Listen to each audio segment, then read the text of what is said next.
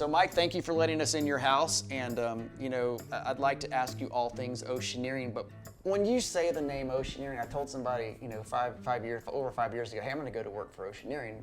Everybody was like, oh wow, really, oceaneering, that's a great company. When you get on an airplane, you see people proudly wearing their oceaneering shirts, their oceaneering caps. I mean, and you saw me, I had on my oceaneering sweatshirt until it got to be so hot outside that I took it off. Why is that? How has it become this culture? How did that happen? Well, it only happens when a lot of people do the right thing at the right time for the right purposes.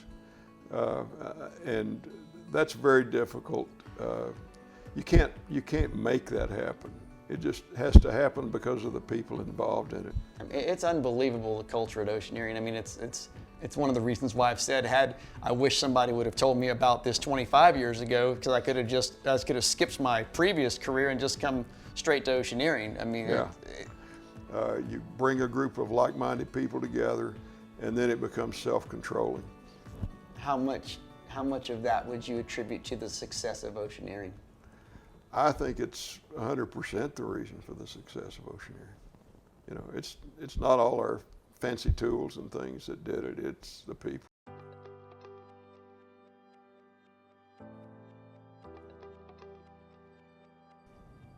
Now, I don't want to skip stories because you've told me some great stories already, but somehow there were some other people that you got together with, and you formed what company then?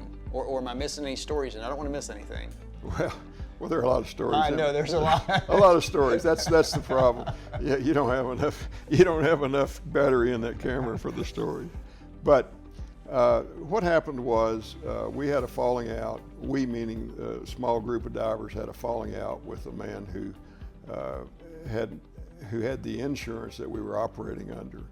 And in order to work for an oil company as a diver, you had to have some sort of insurance coverage. And so you told me earlier that a lot of divers got together so that you guys could share or pay for the insurance? Yeah, all we were going to do was, it cost $2,000 to make a down payment on an insurance policy, the initial premium. And so we figured that, each of us could come up with $400. I actually ended up borrowing the money from a guy who had befriended me down there.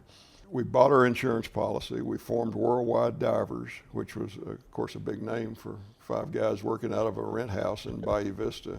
Who had to borrow $400 to buy the insurance. Right. But we thought maybe we'd grow. Yeah.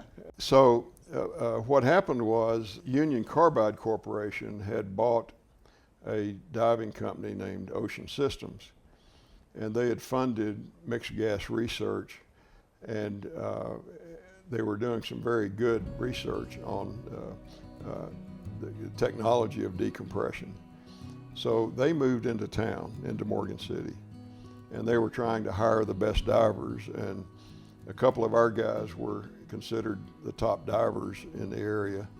And so they managed to lure them away with the temptation of a lot of very deep work, because divers are paid depth premium, which is really what you hope for when you're a commercial diver. And so they said, we're going to capture all the deep work, so we'll have all the premium jobs. And so 2 of the divers left, and eventually a 3rd one left, and left Johnny Johnson and me as partners.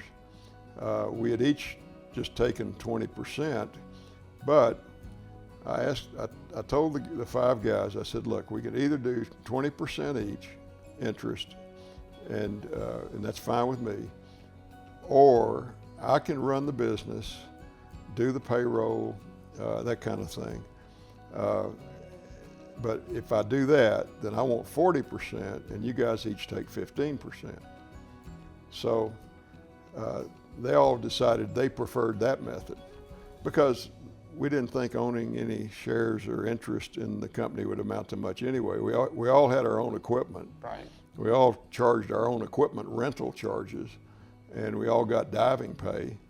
So really, there was not a lot of investment in the company. And so that leaves Johnny with 15% and me with 40%. And so we operated that way for a while, and then it reached a point where I said, look, Johnny, I can't handle, the business was growing. I said, I can't handle all of this by myself. And I said, for his 15%, he wasn't doing a whole lot. But well, I mean, I didn't expect him to. Right. He was doing his share. And so I said, look, I'll revise the ownership to 49-51 if you'll agree to get active, in helping with these other things, other responsibilities besides just going out and diving. And so he agreed to that, and that's how we became partners in Worldwide Divers. And then, so how does it become Oceaneering?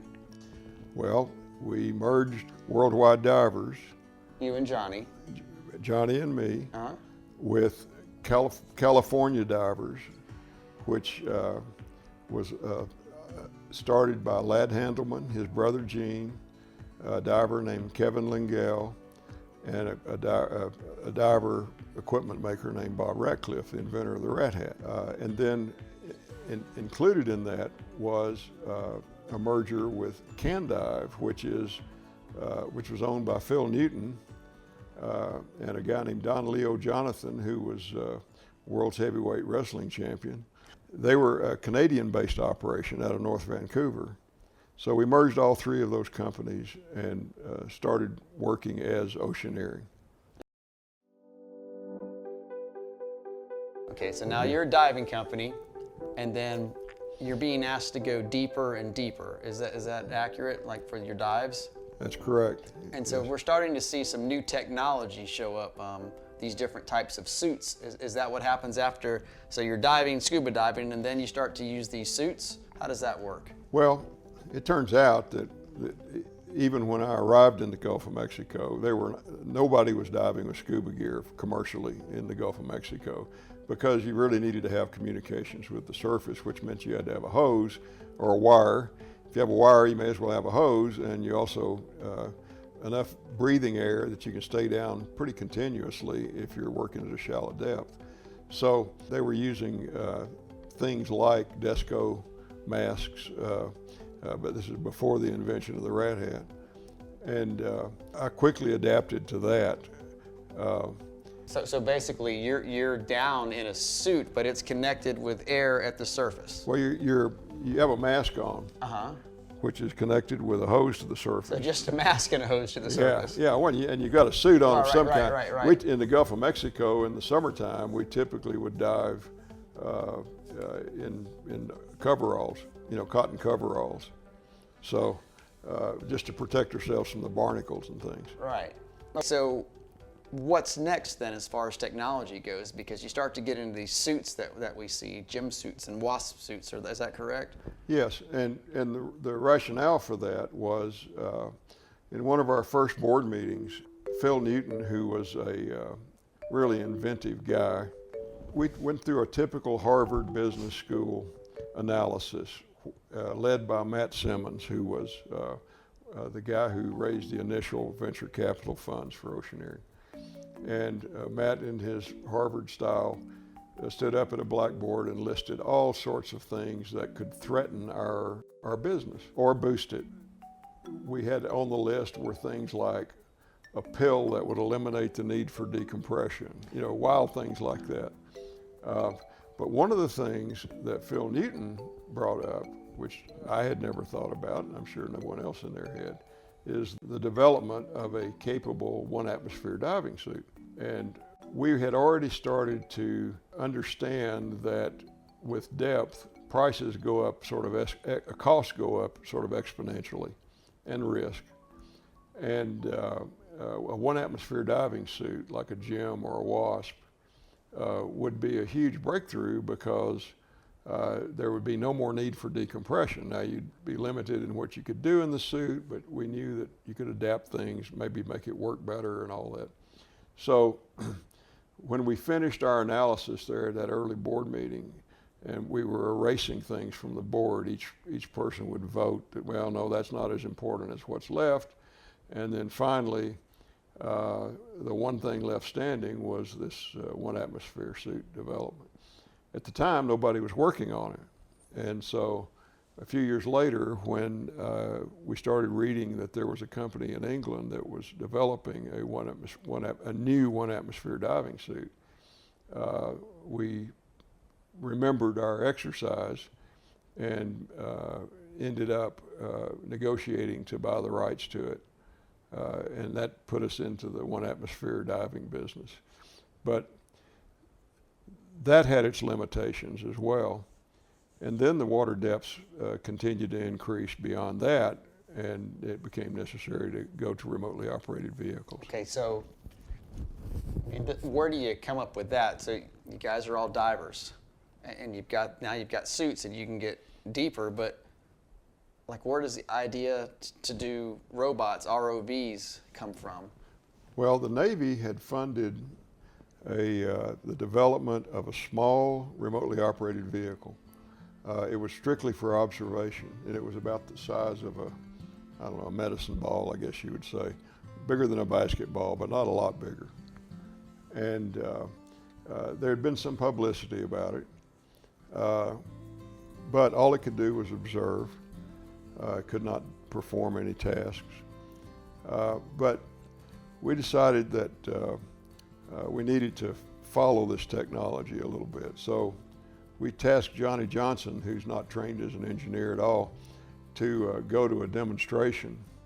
Johnny came back and he wrote a memo that I actually have a copy of out in my, I guess I have the original out in my files, that says, it was very well written, and he says, this is a development that we need to keep an eye on.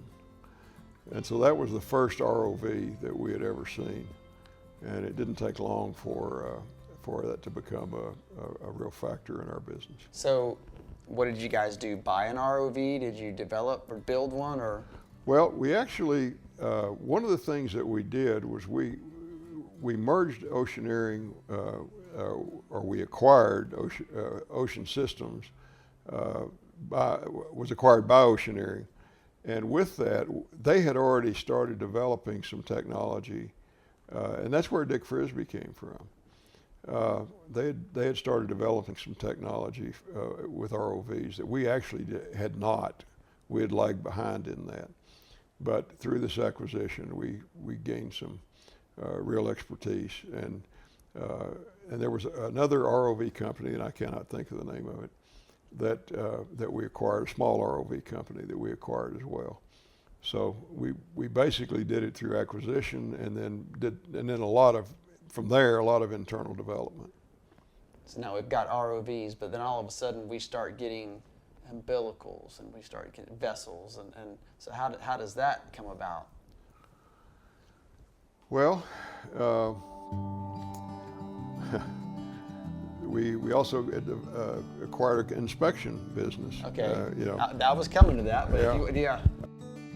And these were diversifications that we felt like would strengthen the company. When the diving business was very cyclical, the underwater support business was very cyclical. And so we just felt like these other businesses would pair up with and strengthen our underwater capabilities. So, some of them did, and some of them didn't work out so well. So the inspection business, was that underwater subsea inspection, or what? No, it was strictly a pipeline surface inspection. So diversifying the portfolio already. Well, that we acquired through the acquisition of Ocean Systems. Okay. That they had already acquired this company called Solis Shaw, and it was a British-based inspection company with a great reputation. They did the inspections on the Rolls-Royce engines, jet engines, and things like that. And at some point, I might be backing up here, but at some point, you guys you're all in Morgan City. When does it start expanding out, like into Houston and into other geographies? Well, we had already established a Houston office when we were still Worldwide Divers, but it was a one-man office. The thing that really brought us to Houston was the acquisition of DiveCon. Now, we had a Santa Barbara, California office, but there was no oil field activity out there. We had a Singapore office that was established by John Culbertson, who was one of the early oceaneering people. And the North Sea had just started to develop, and we had no presence there. So Libya, the North Sea, west coast of Africa were all areas that we had no operating presence. But our theory was that one of Lad's favorite comments was we have to have our nets out for any fish that come by. So the bigger your net is, the more places you're located, the more likely you are to catch something as it comes by.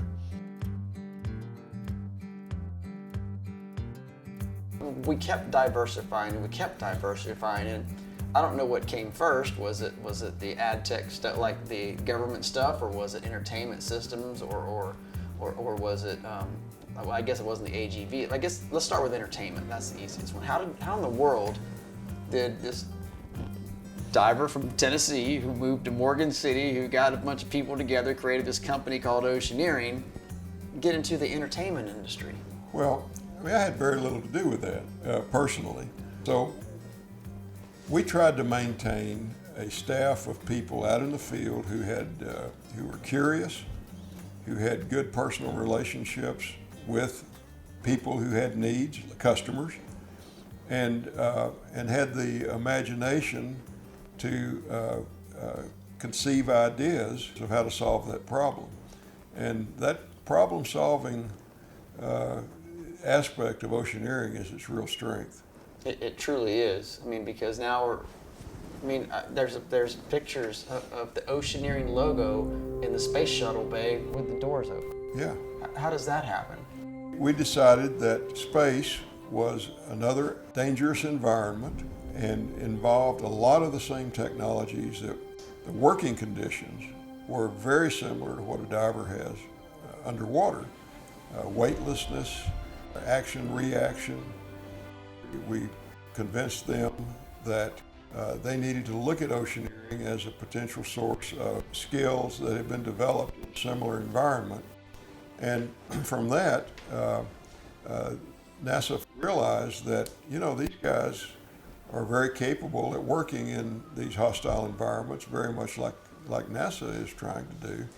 And so we began, I think one of the first things we developed was, and I don't know how we got this contract, but we developed a trash masher for the space shuttle. Trash masher. A trash masher.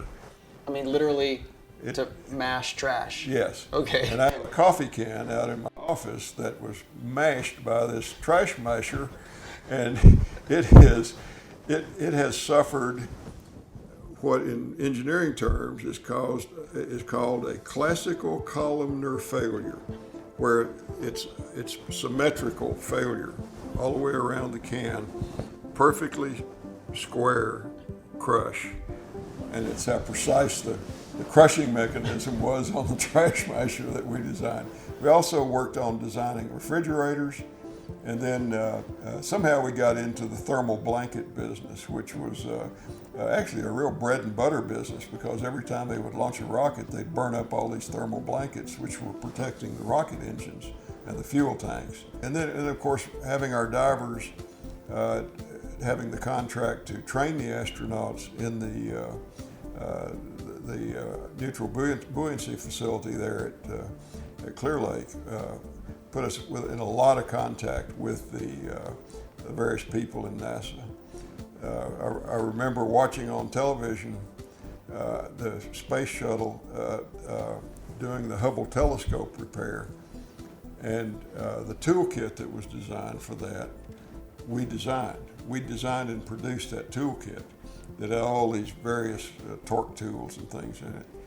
But the coolest thing was these astronauts had trained in the neutral buoyancy facility, that deep water pool, and they were moving what they call the telephone booth, which was basically a huge replacement telescope, up into place. And of course in space it's weightless, so they can move it around, but it's hard to tell exactly when you're lined up, and it's got a lot of mass, so it moves very slowly. and all that. And so the two astronauts are out there working, and one of them says to the other, "Where are those divers when you really need them?" So I thought that was pretty cool. Absolutely. I mean, all the training that they do in the pool, that's awesome. So, but in addition to that work, we've done some pretty amazing recoveries, if you will. Tell us some of those, because I've watched a couple documentaries, but I want you to tell us what some of your favorites are. Well, my favorite story is about the Lusitania and recovering artifacts from it.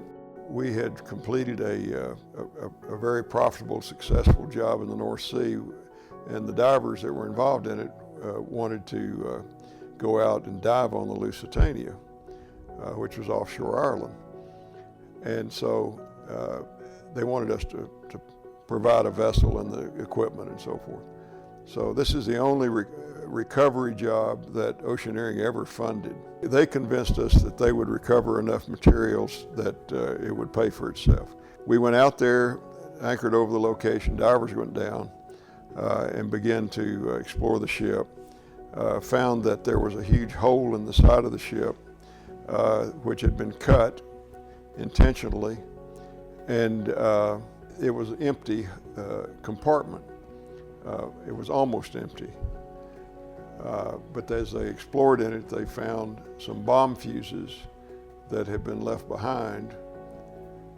2 years prior to that, the British Navy had been out and cut into the ship and attempted to hide all of the evidence that the ship was carrying war materials. So that recovery was proof that they had been carrying war materials. We salvaged 2 propellers off the ship. We salvaged the ship's bell, which is now at the War Museum in London. The propellers, it turns out, were actually melted down for scrap because nobody wanted them. Oh, they were huge propellers, and they had no real value other than the value of the metal. So anyway, it didn't really pay for itself, but it was a very interesting salvage operation. It has a lot of interesting history associated with it. So when you say that there were materials on the vessel, what is this? Well, this is a bomb fuse that we recovered from the vessel, and there were several of these recovered. Here's the primer head for it, and this is the explosive capsule that ignites the bomb, or it can be used on artillery shells as well. So that was actually recovered? That was recovered from the Lusitania. So in addition to the Lusitania, we did something with the Liberty Bell 7. What was that? Well, that was the recovery of Gus Grissom's suborbital mission, where we recovered the capsule that sank. It was a single astronaut capsule. It was intended to land with a parachute assist in the water. It had enough buoyancy to float, but as soon as it landed, the Navy would deploy a helicopter with divers that would dive down, or that would drop down to the capsule, attach a flotation collar around it, which would act as additional buoyancy to keep it from sinking. They were attaching the collar, and it hadn't been inflated yet when the hatch blew off. And the hatch had explosive bolts. Water immediately started washing into the capsule. Gus Grissom exited the capsule, and so he was fine. But the capsule sank, and it sank in over 16,000 feet of water. Hang on, 16,000 feet of water. Yeah. There's 5,280 feet in a mile, so more than 3 miles down. Yeah. Okay. Yeah. So we were hired by, I believe, the Discovery Channel to go out and see if we could locate it and recover it. Before we went out there, we checked and found out that there was a 16 millimeter movie camera in the capsule that was photographing slow frame everything that was happening in the capsule. And so there was a lot of speculation that Gus Grissom had panicked and intentionally fired the switch closed the switch that would fire the explosive bolts to blow the hatch off, and so he was therefore responsible for its sinking. There were a lot of other people who were friends of his who said there's no way that guy panicked. He has nerves of steel, and so we don't believe that at all. So it must have been a malfunction of some kind. So we thought this film might, this is before TV cameras and videotape, or not cameras, but before any kind of video recording was available. And so it would just take a picture X period of time, or? Yeah, it would take a frame every few seconds, okay. I guess. And so we contacted the FBI. We asked them if they could develop the film. So hang on, the FBI. Yeah. You contacted them. Yeah. Well, we checked around and found out they were sort of the experts in recovery of film, old film okay. kind of things. And so they said yes, if we can develop it. Salt water will not hurt it, but if it's exposed to light, then of course it ruins the film and overexposes it, and so then it wouldn't be usable.